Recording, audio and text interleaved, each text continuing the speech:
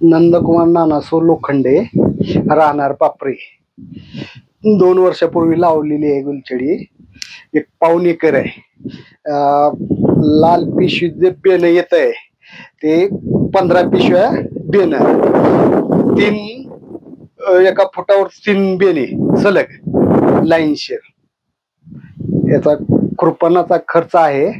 जमिनीत मोठ्या नांगरणी नांगरट करून, रोटरनी करून, रान भुसभुशीत करून, बोध घालून बोधावरती लागवड. वाढ होत असते, काय काळजी घेतली? फक्त कंटिन्यू पाणी लागतंय, बाकी काय फवारणी वगैरे काय नाही, आणि खुरपा नाही जास्ती, सगळं येते. उन्हाळा आहे, याला पाण्याची आवश्यकता. उन्हाळ्यात कशी काळजी घेतात? उन्हाळ्यातही पाणी भरपूर आहे, पाणी भरपूर सोडणे, आणि लागवड केल्यापासून 4 महिन्यात चालू होते.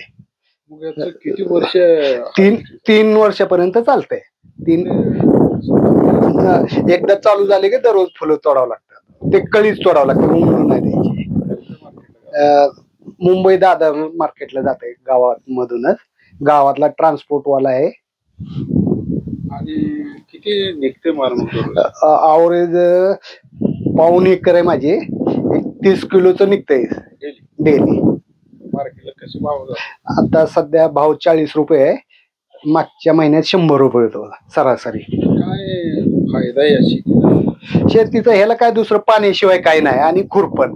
बाकी पिकासारखं फवारणी नाही, काय खर्च नाही. एकदा शेणखत घातलं की विषय संपला. आर्थिक उलाढाल होत असते. ह्याची आर्थिक उलाढाल भरपूर होते. अंदाजे बघा, गेल्या वर्षी लावले, पहिलं वर्ष चालू झालं 1.25-2 लाखाची झाले. 2 महिन्याचा पिरियड असतो, त्याच्यात परत कमी येतं, प्रमाण कमी होतं. परत 1-2 महिने गेले की परत चालू होतं. शेतकऱ्यांना काय आव्हान करा? शेतकऱ्यांनी हेच चांगलं आहे, गायीपेक्षा हेच चांगलं आहे. गायींचा कसा खुराकाचा खर्च वाढला तर परत रेट कमी येत नाहीत. जसं फुलाचं नाही, आजचा रेट उद्या असतो, वेगळाच असतो. गणपतीच्या सीझन मध्ये, दसऱ्या सीझन मध्ये 1000 रुपये भाव, 4 दिवस कंटिन्यू. 100 किलो फुलं जाणारे शेतकरी आहेत पापरीमध्ये. आजच्या घडीला 12-12.5 किलोचं भरणार कॅरेट, 200 कॅरेट माल गुलछडी.